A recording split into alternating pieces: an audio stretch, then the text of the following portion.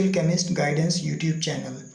आज की इस वीडियो में हम बात करेंगे regarding the term use during the testing in lab, that is precision and accuracy.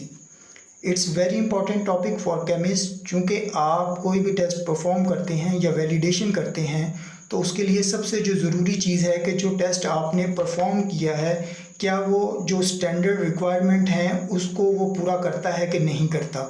क्योंकि स्टैंडर्ड रिक्वायरमेंट जो है किसी भी प्रोसीजर के अगेंस्ट वो ये है कि आपका जो मेथड है वो शुड बी प्रिसाइज और एक्यूरेट होना चाहिए।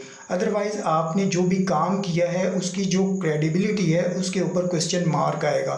तो इस इम्पोर्टेंस को मद्देनज़र रखते हुए आपने जो है सबसे पहले जो है आपको इस चीज़ का आइडिया होना चाहिए कि जो प्रिसीजन और जो एक्यूरेसी है इन दोनों के दरमियान जो डिफरेंस है वो ये टर्म के अंदर क्या डिफरेंस है, किस तरीके से हम इन दोनों को डिफ्रेंशिएट कर सकते हैं। Now we discuss the basic difference between precision and accuracy with appropriate examples. सबसे पहले हम प्रिसीजन की बात करेंगे। The precision of an analytical procedure express the closeness among the obtained through a series of experiment under similar conditions. अब precision की जो definition है इसका मतलब ये हुआ कि अगर आप एक टेस्ट को परफॉर्म करते हैं अंडर सिमिलर कंडीशंस में और उस टेस्ट को आप रिपीट करते हैं तो रिपीट करने के बाद जो आपको नंबर ऑफ टाइम्स जो रिजल्ट्स ऑब्टेन होते हैं उन रिजल्ट्स के अंदर जो डिग्री ऑफ क्लोजनेस है यानी कि उसके अंदर जो कंसिस्टेंसी है उसको आप प्रिसीजन कहेंगे। सेकंड जो इसकी एग्जांपल है वो आप इस तरीके से भी इसको समझ सकते हैं कि सपोज आपने एक टेस्ट परफॉर्म किया और आपके जो फाइनल रिजल्ट्स हैं वो ऑब्टेन हो रहे हैं 95%। ठीक है, आप उस टेस्ट को दोबारा रिपीट करते हैं। ठीक है, रिपीट करने पे भी आपको अप्रॉक्सीमेट दोबारा जो है एग्जैक्ट जो है वो 95 के करीब जो है वो रिजल्ट्स मिलते हैं। तो आप समझते हैं कि रिज़ल्ट तो 100% होना चाहिए लेकिन आपके पास रिज़ल्ट 95 आ रहा है। आप उसको दोबारा कुछ टाइम के बाद रिपीट करते हैं या कोई सेकंड एनालिस्ट जो है वो उसको रिपीट करता है तो थर्ड टाइम भी आपके रिज़ल्ट्स जो हैं वो 95 के करीब ही आते हैं। तो ये जो 95 के जो रिज़ल्ट्स हैं जो बार बार रिपीट हो रहे हैं ये जो रिपीटेबिलिटी है ये चीज़ कहलाएगी आपकी प्रिसीजन। लेकिन सबसे इम्पॉर्टेंट चीज़ जो आपने अपने जहन में रखनी है वो ये है कि रिज़ल्ट्स के अंदर प्रिसीजन होने का ये मतलब नहीं है कि आपके जो रिज़ल्ट्स हैं वो 100% एक्यूरेट भी हैं।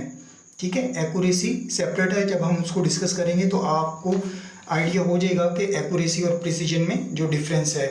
तो जो प्रिसीजन है इसकी जब आपने कैलकुलेशन करनी होती है तो ये percentage RSD relative standard deviation की फॉर्म में आप इसको कैलकुलेट करते हो। और इसकी एग्जांपल ऐसे है कि जब आप किसी भी एक्टिविटी को स्टार्ट करते हो किसी इंस्ट्रूमेंट के ऊपर, लेट्स सपोज आप HPLC को टेस्ट परफॉर्म करते हैं तो सबसे पहले आप सिस्टम सूटेबिलिटी होती है। सिस्टम सूटेबिलिटी का ये होता है कि आपकी जो क्राइटेरिया है, आपकी जो कंडीशन है टेस्टिंग की वो थ्रू आउट सेम होती हैं लेकिन आप एक स्टैंडर्ड का जो इंजेक्शन होता है उसको आप रिपीट करते हो 5 टाइम या 6 टाइम आप उसको रिपीट करते हो। तो वो जो रिपीटेबिलिटी के बाद जो रिजल्ट्स आते हैं उसके अगेंस्ट आप रिलेटिव स्टैंडर्ड डेविएशन को जो है कैलकुलेट करते हो। तो वो जो कंसिस्टेंसी है बिटवीन द रिजल्ट्स वो आपका जो है वहाँ पे प्रिसीजन कहलाएगी, वो सिस्टम की प्रिसीजन होगी। और उसकी रिक्वायरमेंट है कि अगर ये इतने % तक होगी तो ये आपके लिए एक्सेप्टेबल है, अगर ये इससे ज़्यादा होगी तो ये आपके लिए एक्सेप्टेबल नहीं है। सेकंड, अगर हम एक्यूरेसी की बात करते हैं, the accuracy of an analytical procedure express the closeness of results to the true value. यानी कि इसमें क्या हो रहा है कि आपने जो भी रिजल्ट्स आपके ऑब्टेन्ड हुए हैं उसको आप कंपेयर कर रहे हो किसके साथ, अपने स्टैंडर्ड रिजल्ट्स के साथ, जो आपकी टारगेट वैल्यू है या जो आपकी ट्रू वैल्यू जिसको आप बोल रहे हो आपने अपने रिजल्ट्स को उसके साथ कंपेयर करना है। तो ये आपकी एक्यूरेसी है। जबकि प्रिसीजन में हमने क्या किया था कि कंपेयर नहीं कर रहे थे बल्कि जो बिटवीन कंसिस्टेंसी थी, जो रिजल्ट्स आपके नंबर ऑफ सीरीज़ में जो रिपीट करने के बाद आपको रिजल्ट्स मिल रहे थे आप उसी के दरमियान कंपेरिजन कर रहे थे, स्टैंडर्ड वहाँ पे इन्वॉल्व नहीं था। Accuracy is calculated as the percentage of recovery by the assay of non-added amount of analyte in the sample। यानी कि मुख्तलिफ टेक्निक्स होती हैं एक्यूरेसी को फाइंड आउट करने के लिए। तो उसमें से एक टेक्निक ये होती है कि आप एक अननाउन सैंपल के अंदर उसको पहले टेस्ट करते हो, उसका आप रिस्पॉन्स चेक कर लेते हो। रिस्पॉन्स चेक करने के बाद आप उसमें एक नाउन जो है स्टैंडर्ड या एनालाइट को ऐड करते हो। तो जितना आपने उसमें एनालाइट ऐड किया है उसके अगेंस्ट फिर जो उसका रिस्पॉन्स है, चूँकि आपने बेयर-लैम्बर्ट लॉ पढ़ा हुआ है तो वो क्या होगा कि उसको डायरेक्टली प्रोपोर्शनल जो है आपको रिस्पॉन्स मिलना चाहिए। तो अगर आपने जितना ऐड किया है उतना ही आपको उसके अगेंस्ट जो है वो सीरीज़ के अंदर आपको रिस्पॉन्स मिल रहा है, तो इसका मतलब है कि आपकी एक्यूरेसी जो है वो 100% ठीक है।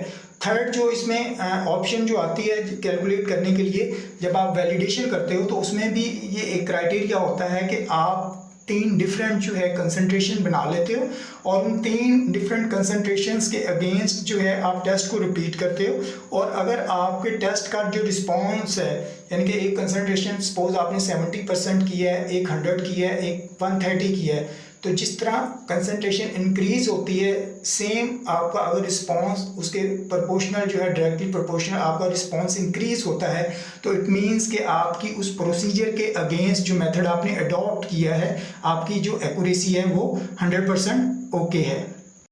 लास्ट में ये एक पिक्चर है जिसके थ्रू आपको थोड़ी सी समझने में आसानी होगी, जो हमने प्रिसीजन और एक्यूरेसी की बात की थी। अगर आप ए को देखें तो ए में आप ये जो येलो आपको डॉट नज़र आएंगे, एक्चुअली ये रिजल्ट्स हैं कि एक एनालिस्ट ने एक टेस्ट को परफॉर्म किया तो उसको हर दफ़ा जब वो टेस्ट को परफॉर्म करता है तो क्या हो रहा है, रैंडम रिजल्ट्स मिल रहे हैं। यानी कि कभी उसको 70 आ रहा है, कभी उसके पास 75 आ रहा है, कभी 60 आ रहा है, कभी 90 आ रहा है। तो इसको आप बोलेंगे कि ये जो रिजल्ट्स की जो सीरीज़ है जो वो परफॉर्म कर रहा है, ना तो ये प्रिसाइज है ना ये एक्यूरेट है। प्रिसाइज इसलिए नहीं है क्योंकि उसका आपस में किसी किस्म की कोई रिजेम्बलेंस नहीं है। एक्यूरेट ये इसलिए नहीं है क्योंकि ये टारगेट वैल्यू के क्लोज नहीं है।